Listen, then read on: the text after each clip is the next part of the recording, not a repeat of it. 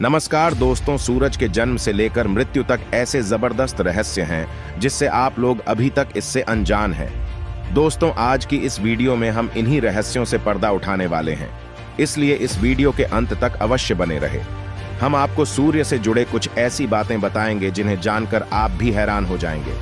लेकिन दोस्तों, आगे बढ़ने से पहले अगर आप एक सच्चे देशभक्त हैं तो इस वीडियो को एक लाइक जरूर कर दीजिए और कमेंट बॉक्स में इसरो की मेहनत और कामयाबी के लिए जय हिंद जय इसरो जरूर लिखें। और साथ ही अगर अभी तक आपने मेरे चैनल को सब्सक्राइब नहीं किया है तो सब्सक्राइब जरूर से कर दे। तो चलिए दोस्तों, हम अपने टॉपिक पर आते हैं। सूर्य, जिसे हम सिर्फ दिन और रात का जनक मानते हैं, वह हमारे धरती और हमारे जीवन के लिए कितना महत्वपूर्ण है। हम सब जानते हैं कि ब्रह्मांड में हर सेकंड करोड़ों ग्रह तथा तारे जन्म लेते हैं और मरते हैं। ब्रह्मांड इतना विशाल है कि हम अंदाजा भी नहीं लगा सकते कि कितने तारे अभी बन रहे हैं और मर रहे हैं। परंतु अगर हम सूर्य के जन्म की बात करें तो यह घटना आज से 4.6 अरब वर्ष पुराना है। उस समय हमारा सौरमंडल अस्तित्व में नहीं आया था। उस समय जहां आज हमारे ग्रह, उल्कापिंड तथा हमारा सूर्य है, वहां धूल के कण थे जो एक विशाल बादल के समान प्रतीत होते थे, जिन्हें आज हम नेबुला कहते हैं। वैज्ञानिकों ने उस समय के बादल को सोलर नेबुला कहा। उस समय इस नेबुला में धूल के कण अपने अक्ष पर चक्कर लगाते रहते थे। उस समय सोलर नेबुला में अंतरिक्ष के गुरुत्वाकर्षण के कारण दबाव लगने लगा, जिससे वे धूल के कण आपस में समीप आने लगे। बहुत से प्रश्न पूछे जाते हैं कि सूर्य का जन्म कैसे हुआ, सूर्य का निर्माण कैसे हुआ, सूर्य कैसे बना इत्यादि। इन सभी प्रश्नों का उत्तर है गुरुत्वाकर्षण के द्वारा लगने वाले दबाव के कारण है। जब यह दबाव अत्यधिक हुआ तब जो वहां मौजूद गैस व धूल के कण थे वे सभी सघन अवस्था में आ गए। अब इस अवस्था में भी जो धूल के कण अंदर चक्कर लगा रहे थे, उनकी सघनता बाहरी धूल के कणों से बहुत अधिक थी। इससे आंतरिक धूल के कणों ने आपस में मिलकर एक गोले का निर्माण किया। अब इस गोले में कई प्रकार की केमिकल रिएक्शंस होने लगी।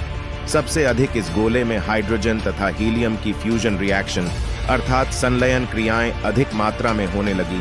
इस तरह एक तारे का निर्माण हुआ जिसे आज हम सूर्य कहते हैं। अभी जो हम सूर्य देखते हैं उसे ऐसा बनने में 50 करोड़ साल लगे हैं तथा हमारा सूर्य 5 बिलियन लो तक और जगमगाता रहेगा। दोस्तों, सूर्य को हमारे सौरमंडल का पिता भी कहा जाता है, इसलिए हमारे पूरे सौरमंडल को सूर्यमंडल कहा जाता है।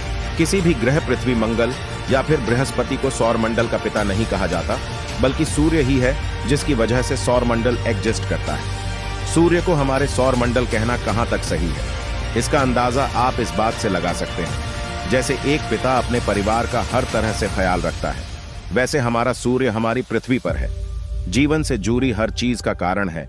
आज की वीडियो में हम आपको सूर्य से जुड़ी कुछ ऐसी ही जानकारी देंगे जिसे जानकर आप सचमुच हैरान रह जाएंगे। तो सूर्य हमारे लिए कितना महत्वपूर्ण है आप सोच भी नहीं सकते। वह हमेशा रोशनी और गर्मी देता है, जिससे धरती पर रहने के लिए एक सुखद और रोशन जगह बनती है। सूरज के बिना धरती बिल्कुल ठंडी और अंधेरी होती।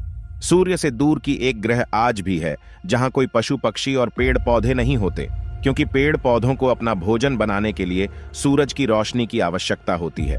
क्योंकि जानवर पौधे खाते हैं या दूसरे जानवर को खाते हैं जो कि पौधों पर ही निर्भर है। यानी कि मनुष्य का जीवन भी देखें तो वह पौधों पर ही निर्भर है। और यदि पेड़ पौधे नहीं होंगे तो हमें सांस लेने के लिए ऑक्सीजन तक नहीं मिल पाएगा, और सिर्फ कार्बन डाइऑक्साइड के वजह से हमारी पृथ्वी इतना ज्यादा गर्म हो जाएगा जितना कि आज आप शुक्र ग्रह को देख सकते हैं। मतलब है कि सूरज के बिना पौधे जिंदा नहीं रह सकते और पौधों के बिना कोई जानवर भी नहीं रह सकता।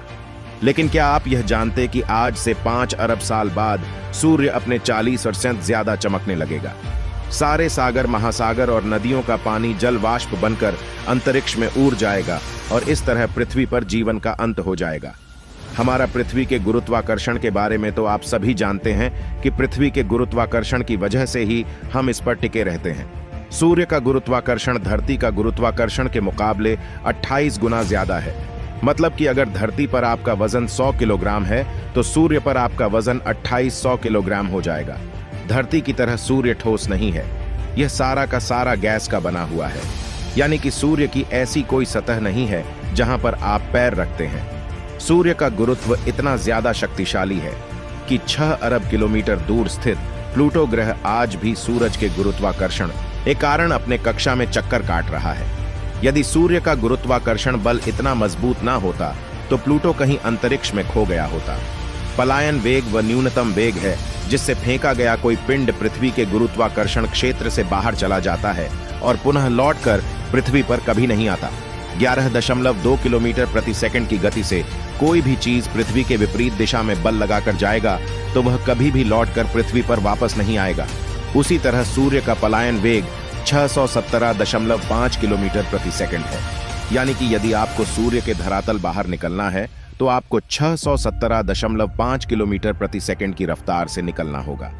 प्रकाश सूर्य से प्लूटो तक पहुंचने में 5.5 घंटा का समय लेता है और वही प्रकाश धरती पर 8.5 मिनट में पहुंच जाता है। जैसे हमारी धरती अपनी दूरी के समक्ष 24 घंटे में एक चक्कर पूरा करता है, उसी से हमारे दिन और रात बनते हैं। ऐसे ही सूर्य अपनी दूरी के समक्ष 25 दिन में एक चक्कर पूरा करता है। या सूर्य पर भी एक दिन के समय को गिना जाए तो हमारे पृथ्वी के 25 दिनों के बराबर होगा। इसमें सिर्फ 20 बार ही आकाश गंगा का चक्कर काटा है। जिस प्रकार हर वर्ष हमारी पृथ्वी सूर्य का चक्कर लगाता है, वैसे भी सूर्य आकाश गंगा का चक्कर निरंतर वेग से लगा रहा है और पिछले 5 अरब सालों में इसमें सिर्फ 20 बार चक्कर लगाया है। सूर्य की 1 वर्ग सेंटीमीटर से जितनी ऊर्जा पैदा होता है, इतना ऊर्जा 100 वॉट के 64 बल्बों को चलाने के लिए काफी होगा। सूर्य की जितनी ऊर्जा धरती पर पहुंचती है, उतनी ऊर्जा संपूर्ण मानव द्वारा खपत की गई ऊर्जा से 6000 गुना ज्यादा होता है। जितना ऊर्जा 30 दिन में धरती को सूर्य द्वारा मिलता है, इतना ऊर्जा मानव द्वारा पिछले 40 साल से भी कहीं ज्यादा है। अगर मान ले कि सूर्य की चमक एक दिन धरती पर न पहुंचे तो धरती कुछ घंटों में बर्फ की तरह जम जाएगा। सूर्य आज सबसे अधिक स्थिर अवस्था में है और अपने जीवन के करीबन आधे रास्ते पर है। इसमें कई अरब वर्षों से नाटकीय रूप से कोई बदलाव नहीं हुआ है और आगामी कुछ वर्षों तक यूं ही परिवर्तित बना रहेगा। 1 अरब 10 लाख साल बाद सूर्य अब से 10% ज्यादा चमकने लगेगा। धरती का वायुमंडल और इसकी नमी अत्यधिक तापमान के कारण अंतरिक्ष में शुरू हो जाएगा। आज से 5 अरब साल बाद सूर्य अब से 40% ज्यादा चमकने लगेगा और सारे सागर, महासागर और नदियों का पानी जल वाष्प बनकर अंतरिक्ष में उड़ जाएगा। इस समय ब्रह्मांड के किसी दूसरे ग्रह पर जीवन पनपना शुरू हो जाएगा। अब से 5 अरब 40 करोड़ साल बाद सूर्य में सारी हाइड्रोजन खत्म हो जाएगा। चाहे दिन हो या रात, आप जब भी कुछ कर रहे हो तो सूर्य द्वारा छोड़े गए 10 लाख अरब न्यूट्रॉन आपके शरीर से गुजर रहे होते हैं। हमारे समस्त सौरमंडल का 99.2% वजन सिर्फ सूर्य का है। सूरज धरती से करीब 15 करोड़ किलोमीटर की दूरी पर है, लेकिन फिर भी प्रकाश की चाल इतनी तेज है कि सूर्य के प्रकाश को धरती तक आने में केवल 8 मिनट 30 सेकंड का समय लगता है। अगर मान लें कि आप सूर्य की सतह पर रहते हैं तो आपको धरती पर आने के लिए जो रॉकेट तैयार करना होगा, उसकी शुरुआती गति 617.5 किलोमीटर प्रति सेकंड की होनी चाहिए। सूर्य की कैपेसिटी 617.5 किलोमीटर प्रति सेकंड है। सूर्य 74% हाइड्रोजन और 24% हीलियम से बना है।